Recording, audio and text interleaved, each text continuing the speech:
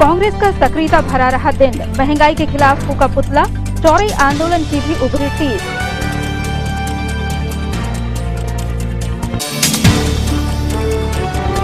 सुबह सुबह बहका नगर निगम का ट्रैक्टर, कार को मारी टक्कर, पलटी ट्रॉली।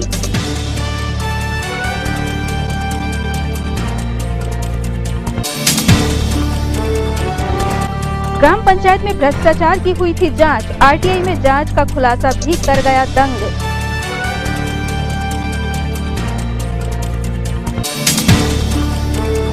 और गुरु के प्रकाशोत्सव पर हर ओर कृपा के नजारे, वाल्मीकि गुरुद्वारे में 3 दिवसीय समारोह संपन्न।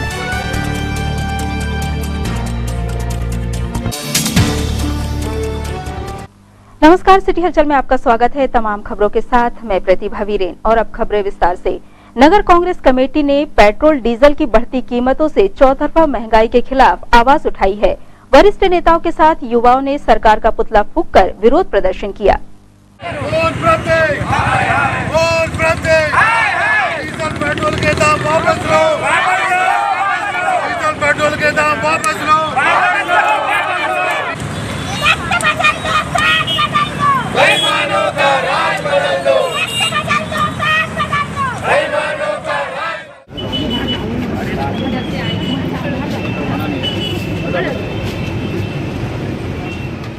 आज नगर कांग्रेस कमेटी नोनिया करवल हमारे अध्यक्ष महोदय सातपति जी के नेतृत्व में आज डीजल पेट्रोल मूल्य वृद्धि का यहाँ पुतला दहन किया गया। और हमारा मुख्य कारण ये था कि वर्तमान में लॉकडाउन अभी खत्म हुआ है, अनलॉक चालू हुआ है, बहुत सारे लोगों के रोजगार चले गए हैं और लोग बेरोजगार हो गए हैं, ठीक है। लेकिन मध्य प्रदेश की और भारत की सरकार को आम जनता से कोई लेना देना नहीं है। लगातार खाद्य पदार्थों की मूल्य वृद्धि कर रहे हैं, डीजल पेट्रोल की मूल्य वृद्धि कर रहे हैं, लगातार आम जनता का शोषण करने का काम इनके माध्यम से हो रहा है। इन सारी बातों को विरोध करने के लिए आज हमारे वरिष्ठ राजू तिवारी जी के नेतृत्व में यहाँ पर केंद्र सरकार का और मध्य प्रदेश सरकार का हम लोगों ने पुतला दहन किया है। और हमारा पुतला दहन का मुख्य उद्देश्य यही है कि जो केंद्र सरकार और मध्य प्रदेश सरकार ने मूल्यों की वृद्धि की है, डीजल पेट्रोल के दाम बढ़ाए, उनको तत्काल वापस ले, अन्यथा कांग्रेस पूरे जिले भर में और प्रदर्शन करेगी, जिसकी जवाबदारी मध्य प्रदेश सरकार और जिला प्रशासन की होगी। धन्यवाद। आज सारा विश्व ये बात जानता है कि क्रूड ऑयल के दाम लगातार कम होते चले जा रहे हैं और सारे देश के जो देशवासी हैं उनको उनकी देश की सरकारें उनको डीजल और पेट्रोल सस्ते दामों में उपलब्ध करा रही है। वहीं हमारे प्रदेश और हमारे देश में इस विश्व में सबसे महंगा डीजल और पेट्रोल बेचा जा रहा है। ये सरकार की जो तुगलकी नीति है, जो लगातार टैक्स की वृद्धि हमारे ऊपर लादी जा रही है, थोपी जा रही है। आम जनता वैसे ही लॉकडाउन से और कोरोना महामारी से परेशान है और इसके बाद लगातार मूल्य वृद्धि होती है। जब पेट्रोल और डीजल के दाम बढ़ते हैं तो इसका असर दूसरे चीजों पर भी पड़ता है। खाद्य की कीमतें आज हमारे कंट्रोल से बाहर होती चली जा रही है। आज की चैनल के माध्यम से हम ये सरकार से कहना चाहते हैं कि अगर तत्काल लगाए गए टैक्सों में कमी नहीं की गई और जो आम जनता को राहत नहीं पहुंचाया गया तो एक उग्र आंदोलन का सामना इस प्रदेश की सरकार को, देश की सरकार को करना पड़ेगा। कांग्रेस सड़कों पर उतर के आम जनता के लिए खड़ी है और हमेशा इसकी लड़ाई लड़ती रहेगी। आपका बहुत बहुत धन्यवाद। प्रत्येक मंगलवार की तरह जन सुनवाई का क्रम अब लगातार जारी है। आज डीएम कोर्ट में एडीएम रानी बाटर ने 112 आवेदनों में सुनवाई कर समाधानात्मक निर्णय लिए।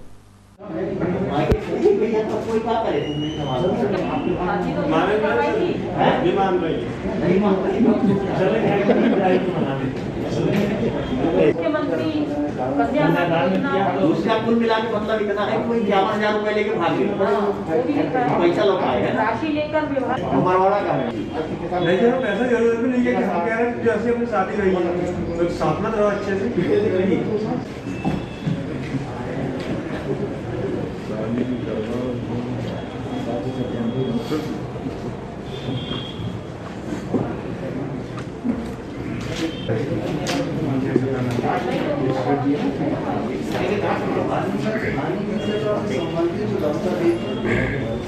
आरोप लगे तो दफ्तर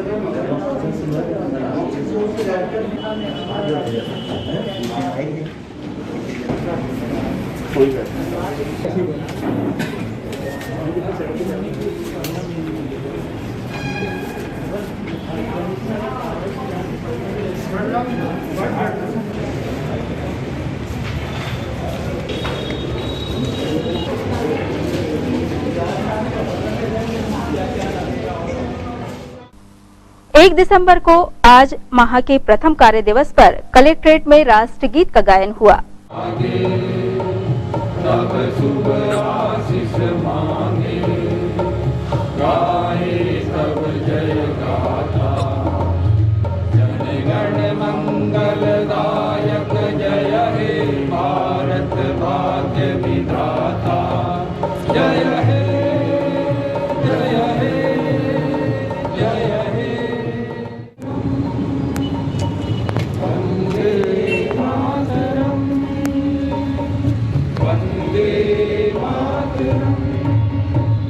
भारत माता की जय, भारत माता की जय, भारत माता की जय, जय हिंद। विश्राम।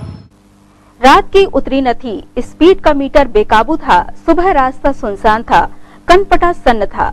जाने क्या हुआ था, जाने क्या वजह थी, पर जो हुआ उसमें सवाल उठने ही थे। एक ट्रैक्टर ने सुबह सुबह सड़क किनारे खड़ी कार को टक्कर मारी और ट्रॉली वहीं पसर गई।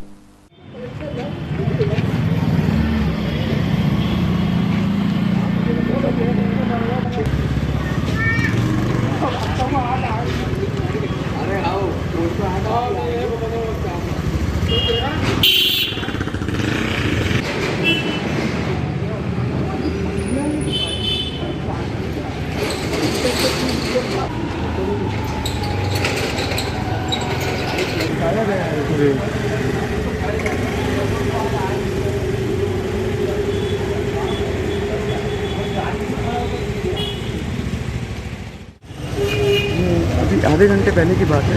इस ट्राले को इन्होंने नगर पालिका का ट्राला है, बहुत स्पीड से यहाँ से लेके गए ये लोग और गाड़ी को इतनी ज़ोर से ठोका है। उनके सामने दिख रहा है तो गाड़ी का पीछे का बैंड हो गया, सामने का मिरर भी गया। पूर्व विधायक चौधरी गंभीर सिंह की जमानत मंजूर हुई, मगर अफसोस ये कि किसानों को मुआवजा अब तक नहीं मिला। कांग्रेस एक बार फिर किसानों के हक की आवाज उठाने तैयार है।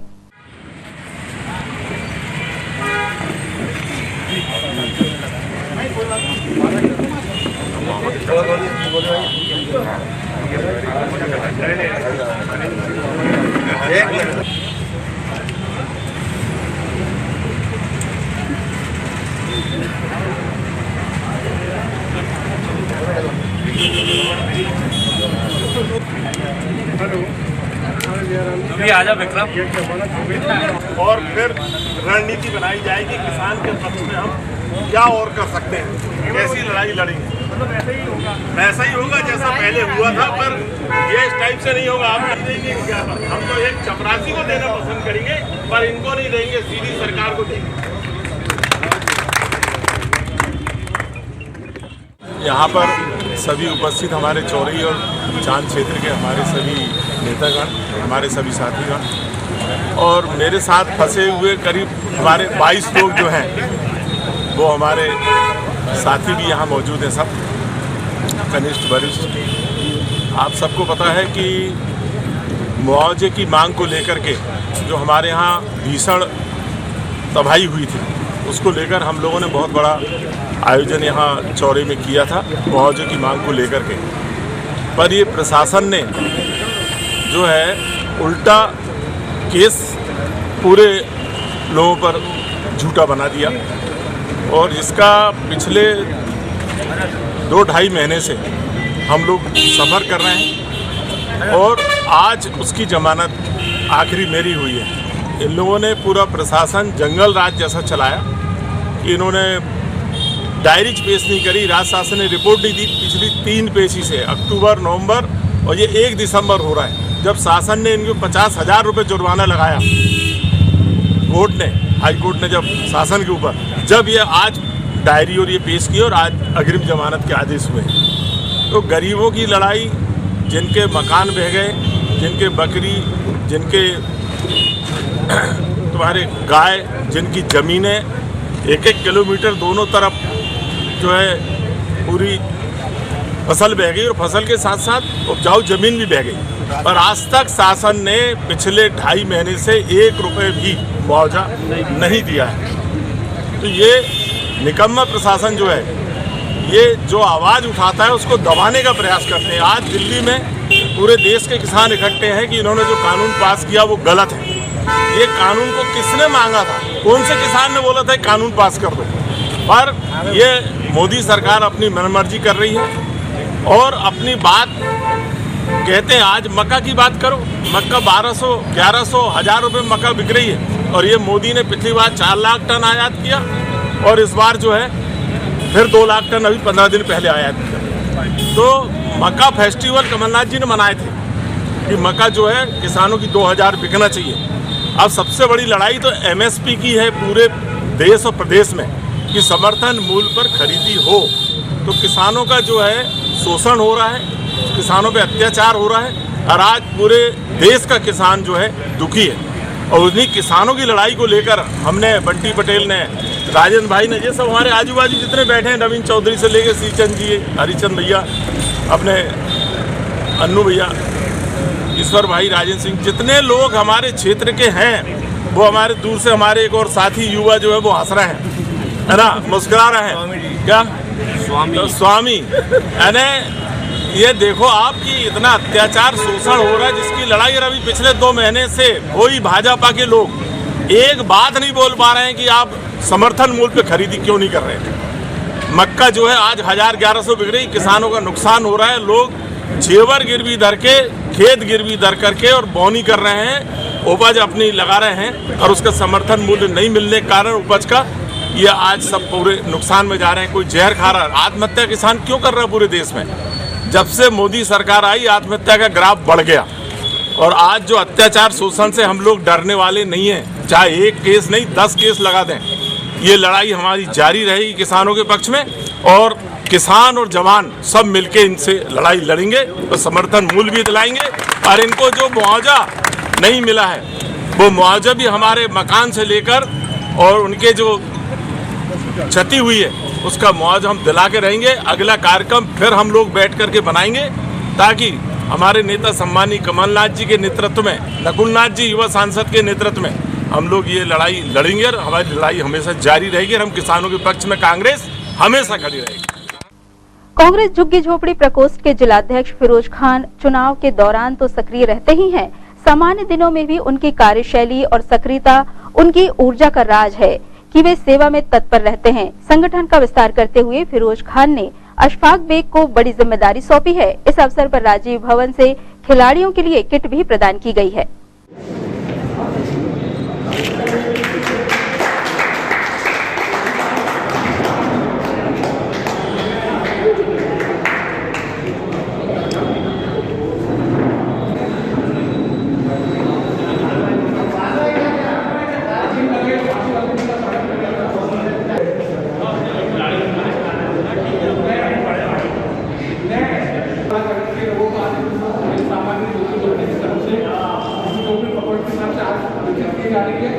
और आज बड़ी खुशी की बात है कि आज ही नगर निगम मंडल नगर निगम क्षेत्र के लिए हमने अशफाक खान को नगर निगम क्षेत्र का अध्यक्ष भी बनाया है। कमलनाथ जिंदाबाद, नकुलनाथ जिंदाबाद।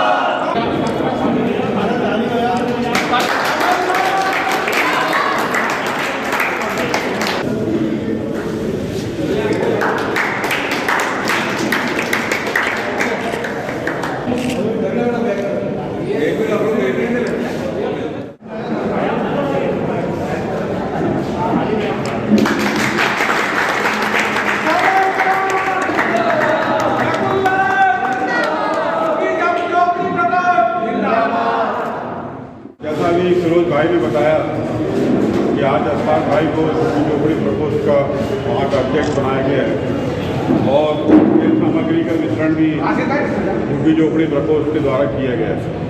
मैं आपको कहना चाहता हूँ कि जहाँ तक खेल के संबंध की बात है, इस समय में माननीय नकुलनाथ जी और माननीय कमलनाथ जी विशेष रूप से खेलों में रुचि लेते हैं और जो नवयुवक खेल से जुड़े हैं उनकी गतिविधियों को संचालित करने की सहायता भी करते हैं।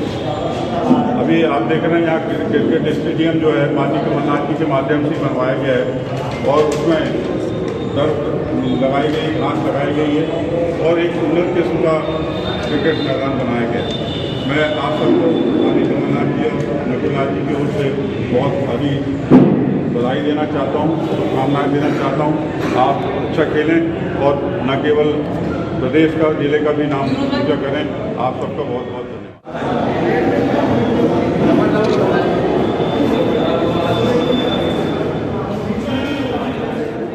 जिला कांग्रेस भवन में हमने कुकड़ा क्षेत्र के विभिन्न वार्डों के लोगों को आज हमने खेल सामग्री वितरित की। क्रिकेट के लिए, वॉलीबॉल के लिए, बैडमिंटन के लिए खेल सामग्री वितरित की है। माननीय कमलनाथ जी, नकुल नाथ जी के आदेश अनुसार, और कमलनाथ जी, नकुल नाथ जी के आदेश अनुसार कुकड़ा क्षेत्र के जाबाज नेता, रेलवे कुकड़ा क्षेत्र के अशफाक बेगपुर निगम मंडल का हमने झुग्गी झोपड़ी प्रकोष्ठ का अध्यक्ष बनाया है। आशा करते हैं कि वो गरीबों की सेवा करेंगे, गरीबों की हक की लड़ाई लड़ेंगे। माननीय कमलनाथ जी और नकुल नाथ जी के साथ कंधे से कंधा मिलाकर साथ काम करेंगे।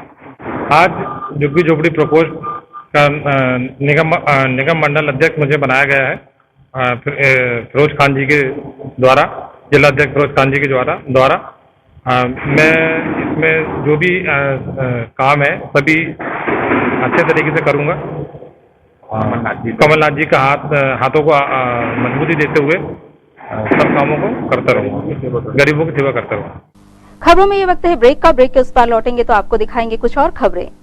कुसुम IVF, नन्हे कदम अब आपके आंगन में। मां बनने के सपने को अब करे साकार कुसुम IVF के साथ। निसंतान दंपति को अब बड़े शहर की ओर जाने की आवश्यकता नहीं, क्योंकि अब आपके शहर छिंदवाड़ा में ही उपलब्ध है मेट्रो शहर जैसी सारी सुविधाएं।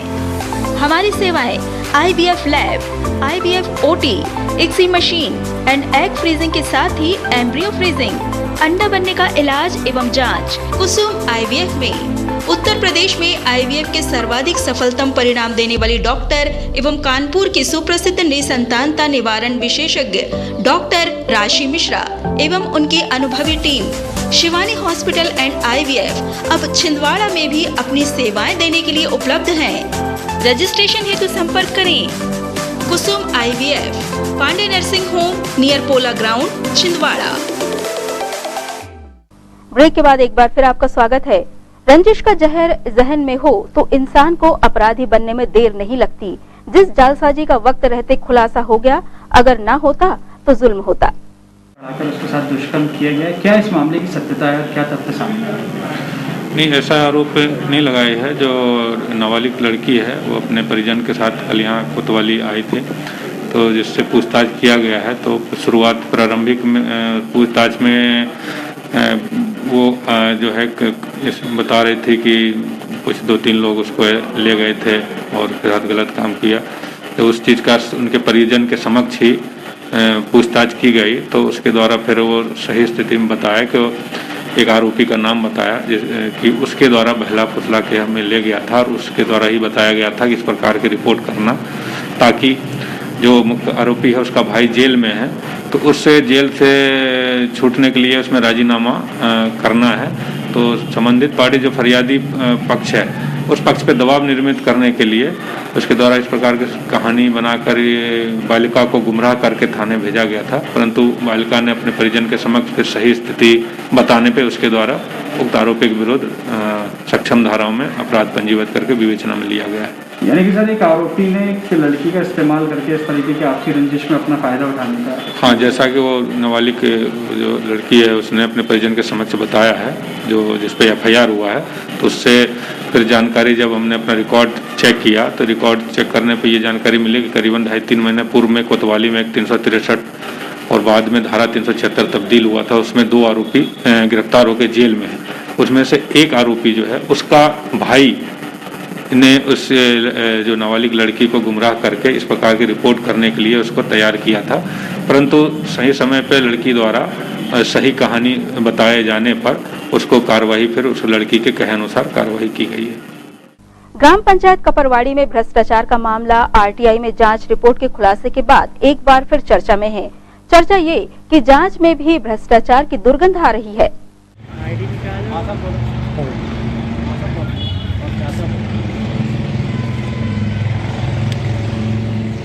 ग्राम पंचायत कपरवाड़ी में अनियमितता भ्रष्टाचार के शिकायत जनपद पंचायत में की गई थी, जिसकी जांच जनपद पंचायत के कर्मचारियों द्वारा की गई। उसकी जांच रिपोर्ट हमने RTI के माध्यम से हमें प्राप्त हुई, जिसमें गलत रिपोर्ट बताया गया है। ई चौपाल के अंतर्गत ग्राम कपरवाड़ी में 3/9/2020 को चौपाल का आयोजन करने की बात कही गई, जो कि गलत है। लॉकडाउन के बाद से ग्राम में, पंचायत में या जिला में कहीं भी कोई भी ऐसा आयोजन नहीं किया गया। यह योजना है कांग्रेस की सरकार के समय की है और अभी भाजपा की सरकार में यह कोई इस तरह की कोई योजना नहीं चलाई गई, जो कि संपूर्णतः गलत है। ये आरटीआई के माध्यम से जो रिपोर्ट मिली उसमें इसी तरीके की भ्रामक जानकारी एवं गलत जानकारी ग्रामवासियों को दी गई। इसके खिलाफ सख्त से सख्त कार्रवाई की जाए, इसकी उचित जांच करके। देखिए सर, हमने ग्राम पंचायत में हुई अनियमितताओं के विषय में जनपद में इसकी कंप्लेंट की। कंप्लेंट में यहाँ के जो जांच कर्मचारी गए, उन्होंने जांच में सभी अपनी रिपोर्ट गलत दी। जैसे हमारे मतलब भूतपूर्व सरपंच के द्वारा जो चबूतरा बनाया गया था, उस चबूतरा को ही सचिव ने बताकर पैसा निकाल लिया, जो नाका मोहल्ला में है, जबकि वो OS चंद्रवंशी के शासनकाल में बना हुआ है। और उसके बाद जिस रोडों की जांच करनी थी, जो सीसी रोड में अनियमितता है, उस रोड की जांच करनी थी, वो रोड की जांच की ही नहीं गई। जो सही रोड थी उसकी जांच की गई और उसकी रिपोर्ट दी गई। गलत रोड की जांच हमको दी नहीं गई। और बहुत सी अनियमितताएं हैं, जैसे हमने जो छिंदा में डैम के विषय में बताया था कि यहाँ ये डैम बनाया नहीं गया, लेकिन अधिकारी द्वारा उसकी जांच की गई और उसी जो पुराने डैम में जो काम चलाया जा रहा था, उसी डैम को नया बताकर पैसा निकाला गया। आरटीआई भी आप लोगों ने लगाई थी? आरटीआई के माध्यम से ही हमको रिपोर्ट मिली। हमें किसी प्रकार से यहाँ से कोई रिपोर्ट नहीं, हमने आरटीआई लगाया तब हमको ये रिपोर्ट मिली। उसमें कुछ भ्रामक जानकारी भी दी गई है ऐसा आपको? हाँ, बिल्कुल दी गई।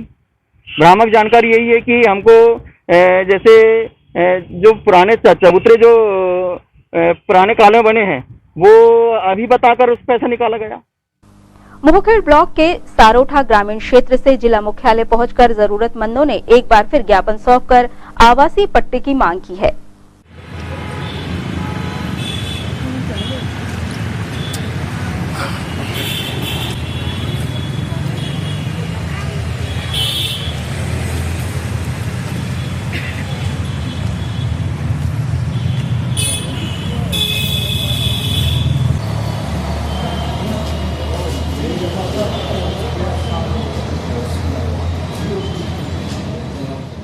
को लेकर आप कलेक्टर आए? आज पुनः एक बार फिर से 32 परिवारों को लेकर कलेक्टर महोदय जी के पास में पट्टे की डिमांड, पट्टा अलॉट कराने के लिए कलेक्टर महोदय के पास ज्ञापन सौंपने आए हूँ। कहाँ का मामला क्या है? ये सारोट पंचायत की बब्बू कॉलोनी, जहाँ पर 32 परिवार निवासरत है 40 वर्षों से, जिनके पास बिजली, पानी, सड़क सारी सुविधा उपलब्ध है, मगर उनकी मांग है कि उन्हें अगर पट्टा अलॉट किया जाए तो वो आगे भी सरकारी योजनाओं का लाभ ले सकते हैं। तो इसलिए आज वो 32 परिवार पुनः आज ज्ञापन सौंपने कलेक्टर महोदय जी के पास आया है। सगाई समारोह में शामिल होने परासिया से छिंदवाड़ा आए एक परिवार का चिराग उजालों ने ही बुझा दिया। गणेश विहार कॉलोनी में 11 kV लाइन की चपेट में आकर 11 वर्षीय मासूम की मृत्यु से हर ओर मातम पसरा हुआ है।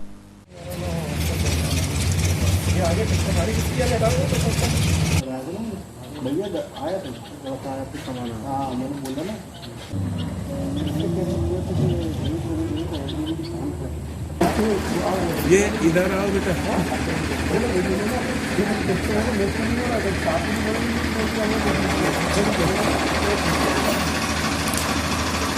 बढ़ना चाहिए, थोड़ा सरकना चाहिए, दूर आना चाहिए, और दुर्घटना हो सकती है भविष्य में, ऐसा नहीं।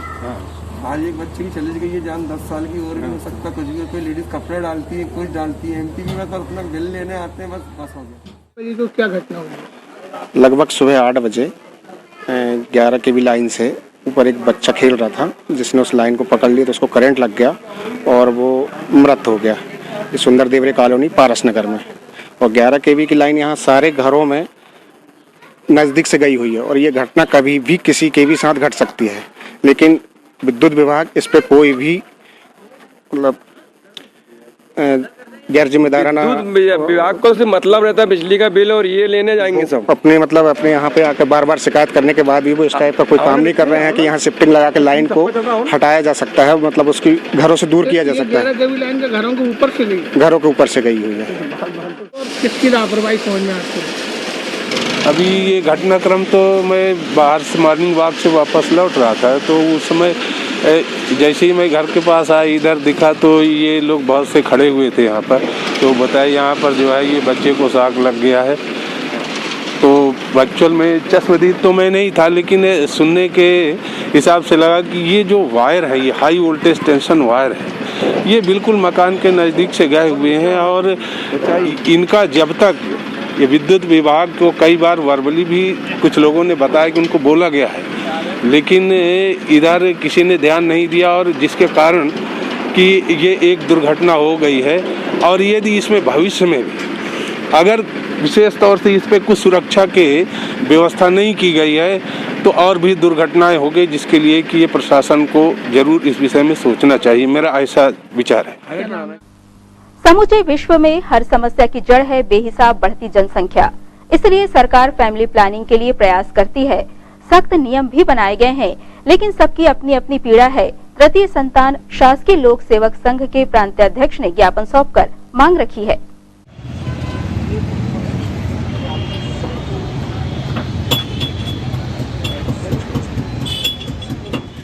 संतान कर्मचारी लोक सेवक संघ है।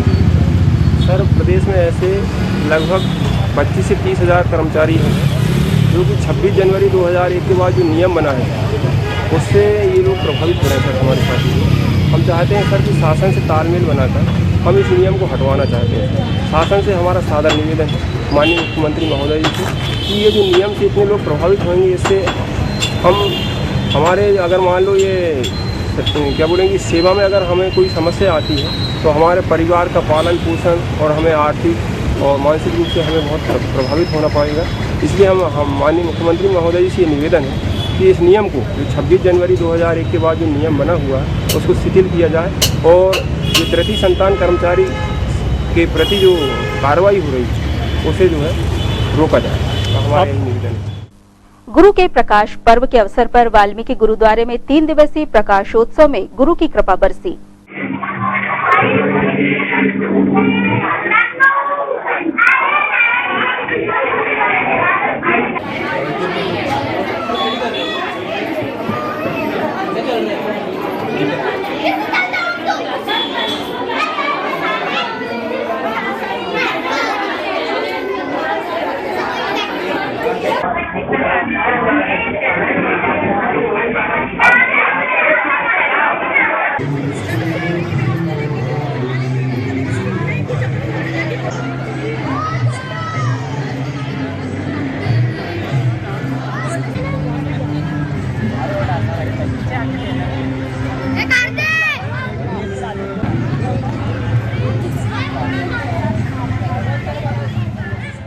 गुरु नानक जी के आज प्रकाश पर्व के उपलक्ष्य में, जन्मदिन के उपलक्ष्य में वाल्मीकि समाज द्वारा प्रतिवर्ष अनुसार इस वर्ष भी 3 दिन का कार्यक्रम रखा गया। सुबह 3 दिन प्रभात फेरी निकाली गई 5 बजे से 6 बजे तक। उसके पश्चात 28 तारीख को अखंड पाठ रखा गया, जो विधिवत 48 घंटे यानी 3 दिन तक चला और आज समाप्त हुआ। बीच में 29 तारीख को यहाँ निशान साहब की सेवा की गई। श्री बेदी परिवार की ओर से निशान साहब का चोले के वस्त्र दिए गए थे, जो वाल्मीकि समाज द्वारा निशान साहब को चोला प्रदान किया गया।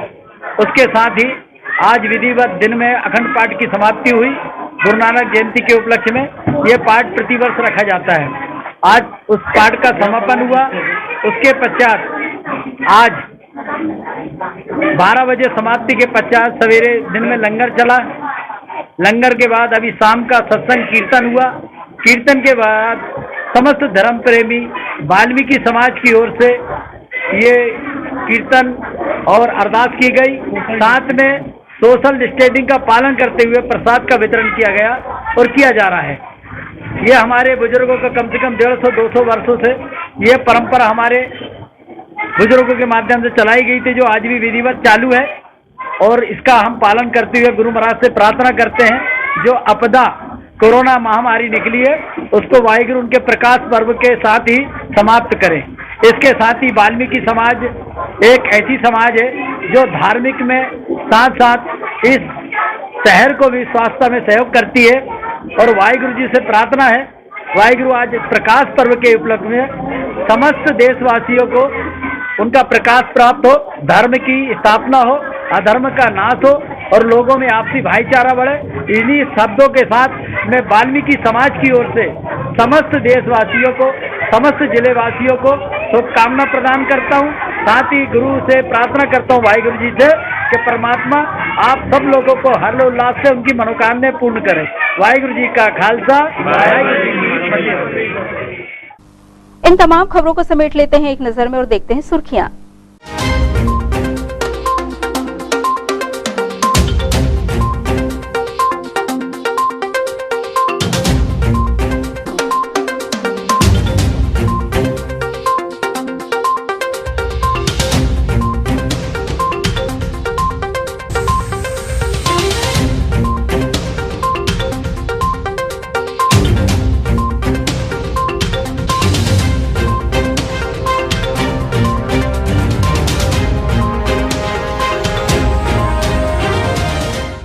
ये थी सिटी हलचल की सुर्खियां। अब आइए एक बार फिर रुक करें हेडलाइंस की तरफ।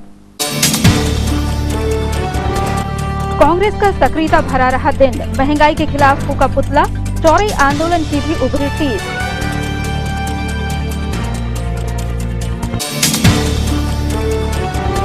सुबह सुबह बहका नगर निगम का ट्रैक्टर, कार को मारी टक्कर, पलटी ट्रॉली।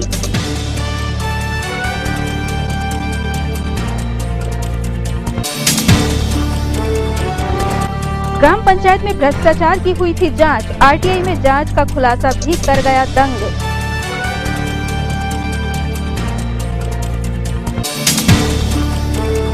और गुरु के प्रकाशोत्सव पर हर ओर कृपा के नजारे, वाल्मीकि गुरुद्वारे में 3 दिवसीय समारोह संपन्न।